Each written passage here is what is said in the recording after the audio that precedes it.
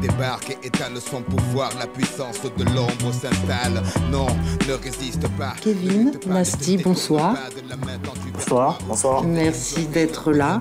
Fan de IAM, j'imagine, depuis longtemps. Depuis quand d'ailleurs? Pour ma part, moi je suis fan d'IAM depuis une vingtaine d'années, depuis 96-97. Et pour ma part, depuis leur troisième album, c'est-à-dire en 97, donc ça fait un bon moment, quoi. Voilà.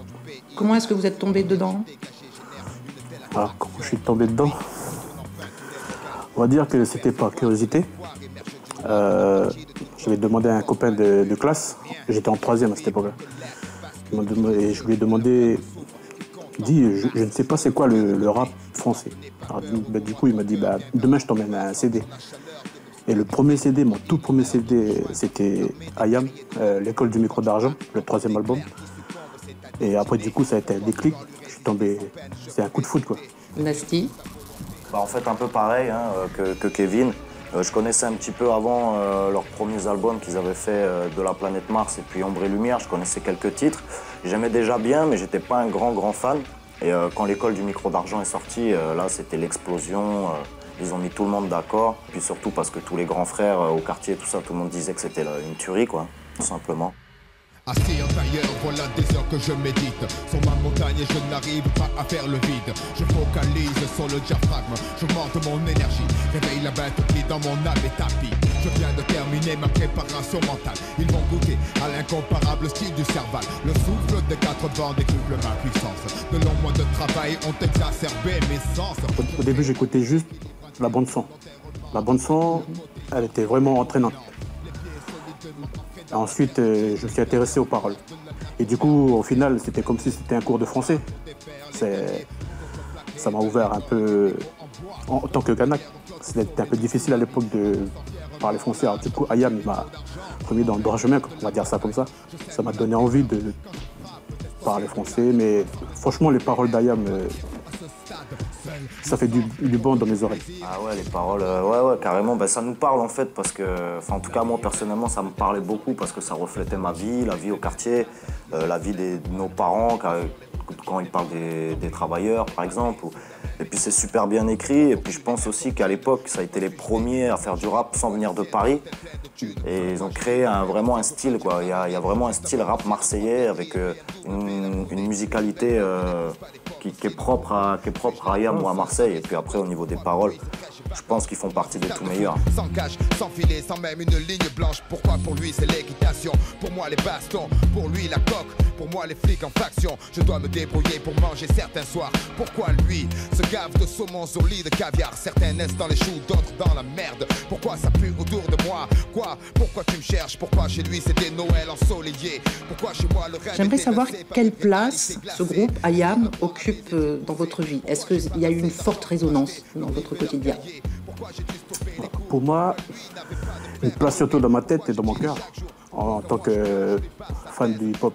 Quand j'ai un coup de blues, j'écoute IAM pour les paroles. Quand j'ai une bonne pêche, j'écoute IAM. Ça me donne un peu de l'énergie, comme une boisson énergisante. Et après, dans n'importe quel moment de la vie, IAM. Dans ma playlist, il y aura toujours du IAM. Voilà. Moi, c'est une place carrément importante parce que c'est même eux qui m'ont donné envie d'écrire et de faire du rap, ce que je fais aujourd'hui. Et c'est vraiment eux qui m'ont amené cette passion. Et je trouve qu'en plus, c'est des hommes bien, quoi. C'est-à-dire, ils ne sont pas partis dans le star system et dans toutes ces paillettes et tout ça. Ils ont continué de faire ce qu'ils savaient faire, le faire bien, toujours avec la même équipe, d'être une genre de famille, en fait. Et IAM, c'est une famille. Et en étant fan d'IAM, j'ai l'impression d'en faire un peu partie, quoi, en fait, quoi, de cette famille. Pour ma part, c'est comme si moi je suis un nouveau-né. En écoutant l'album d'IAM, il nous apprend ce qu'il y a dans la vie. Écoute petit, regarde ce que tu vas rencontrer dans la vie. Ne fais pas ça, fais pas comme moi, fais ci, fais ça. Ce sont comme si aussi c'était nos grands frères aussi. Et je voudrais dire quand même merci à eux quand même. Après ça nous a approfondi pour écouter d'autres rappeurs, mais on revient toujours à la maison. Voilà. J'aimerais savoir quel est le morceau qui vous a le plus marqué, ou peut-être l'album. Pour moi, l'album qui m'a bien fait kiffer, on va dire ça comme ça, je ne sais pas si Nasty est d'accord avec moi, c'est l'école du micro d'argent. Arrête de copier sur moi. Mais voilà, c'est comme une bombe, quoi. C'était le déclencheur dont on avait besoin dans notre vie. Pour ma part, c'est l'école du micro d'argent aussi. Hein. C'est un classique. De la première à la dernière, il n'y en a pas une à enlever dedans. Et après, si je devais choisir une chanson en particulier qui me fait toujours frissonner, encore rien que d'en parler, là déjà j'ai des frissons, c'est Demain c'est loin. On vit au jour le jour, on n'a pas le temps où on perd de l'argent, les autres le prennent. Demain c'est loin, on n'est pas pressé, au fur et à mesure on avance, en surveillant nos fesses pour parler au futur. Le futur changera pas grand chose, les générations prochaines seront pires que nous. Leur vie sera plus morose, notre avenir c'est la minute d'après, le but anticipé. Prévenir avant de se faire clouer sur un banc, rien d'autre à faire. C'est pour moi le meilleur morceau de rap français qui ait jamais été fait, quoi. Et c'est le premier morceau qui a été fait par 2 rappeurs à 9 minutes. Vous irez les voir là, sur scène, là, pour les Francopholies? Moi, je vais aller aux Francopholies justement parce qu'il y a Ayam. Et moi, je crois que, pour moi, je crois que je vais emmener ma carcasse là-bas carrément. Et les oreilles. Moi, l'objet que j'ai ramené qui me fait penser à Ayam, en tout cas, qui a un rapport avec Ayam, c'est un petit double vinyle de RZA. Donc RZA qui fait partie du Wu-Tang Clan, hein, l'un des plus gros groupes américains. Et en fait, il a fait un album Tour du monde où il y a beaucoup de rappeurs du monde entier. Et en fait, dessus, il y a Ayam. Et quand ils sont venus, j'avais que ça, malheureusement, qui me rapprochait d'eux. J'ai plus les CD, tout ça, maintenant, tout est sur ordinateur. Et donc, du coup, je l'ai fait signer.